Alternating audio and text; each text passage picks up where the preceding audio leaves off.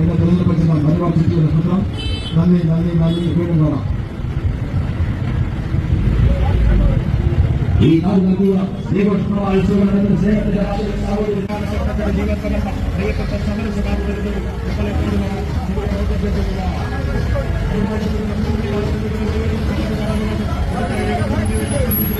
നേമത്ത് മത്സരിക്കുന്ന ശിവൻകുട്ടിയുടെ കാര്യം ഏതാണ്ട് തീരുമാനമായി എന്നാണ് നേമത്തുകാർ തന്നെ പറയുന്നത്. നല്ലൊരു മത്സരമൊക്കെ കാഴ്ചവെക്കാനുള്ള ഒരവസരം ഇനിയും ബാക്കിയുണ്ടായിരുന്നു. പക്ഷേ ഇതോടുകൂടി അതും നഷ്ടപ്പെടുത്തി എന്നാണ് പറയുന്നത്.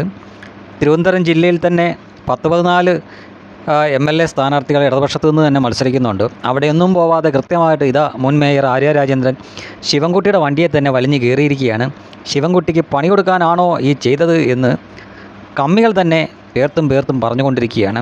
സ്വന്തം ഭർത്താവായ സച്ചിൻ ദേവ് കോഴിക്കോട് ജില്ലയിൽ മത്സരിക്കുന്നുണ്ട്. പക്ഷേ അവിടെ പോലും ഭാര്യയായ ഈ ആര്യ രാജേന്ദ്രൻ്റെ സാന്നിധ്യം കാണാനില്ല എന്നൊക്കെയാണ് സഖാക്കൾ തന്നെ പറയുന്നത്. അവിടെയാണ് നേമത്ത് ശിവൻകുട്ടിയുടെ വാഹനത്തിൽ വലിഞ്ഞു കയറി പ്രചരണം നടത്തുന്ന ആര്യ രാജേന്ദ്രനെ കാണുന്നത്. ഇതോടെ ശിവൻകുട്ടിയുടെ കാര്യം തീരുമാനമായി എന്നാണ് അവർ തന്നെ പറയുന്നത്. നമുക്കെല്ലാവർക്കും അറിയാം, ത്രിതല പഞ്ചായത്ത് തിരഞ്ഞെടുപ്പ് സമയത്ത് കോർപ്പറേഷൻ വലിയ മത്സരം നടന്നപ്പോൾ അവിടെ BJP ഭരണം പിടിക്കുമെന്ന് പറഞ്ഞുകൊണ്ട് അവർ മത്സരിക്കുന്നു. അത് നിങ്ങളുടെ സ്വപ്നമാണ് എന്ന് പറഞ്ഞുകൊണ്ട് ഇടതുപക്ഷം തിരിച്ചും അവരോട് പോരടിച്ചുകൊണ്ടിരുന്ന സമയത്ത് പ്രചരണ രംഗത്തെങ്ങും ഈ വ്യക്തിയെ കാണാനില്ലായിരുന്നു. മാത്രമല്ല ഇവരെ മത്സരിപ്പിക്കാൻ പോലും ഇടതുപക്ഷം തയ്യാറായിരുന്നില്ല.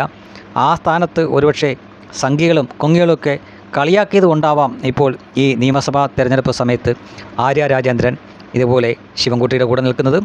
ഇവിടെ നമുക്ക് നോക്കിയാൽ മനസ്സിലാക്കുന്നൊരു കാര്യം, ശിവൻകുട്ടിയുടെ കൂടെ ആര്യ രാജേന്ദ്രൻ മാത്രമാണ് തിരിച്ചറിയപ്പെടുന്ന ഒരു മുഖം ആയിട്ട് കൂടെ നിൽക്കുന്നത്.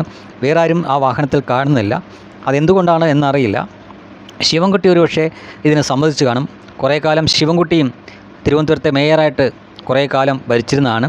അതിനാൽ ആ ഒരു പരിഗണന വെച്ചിട്ടായിരിക്കാം ഒരുപക്ഷെ ശിവൻകുട്ടിയുടെ വാഹനത്തിൽ ആര്യ രാജേന്ദ്രനെ ഇതേപോലെ കയറ്റിയത്.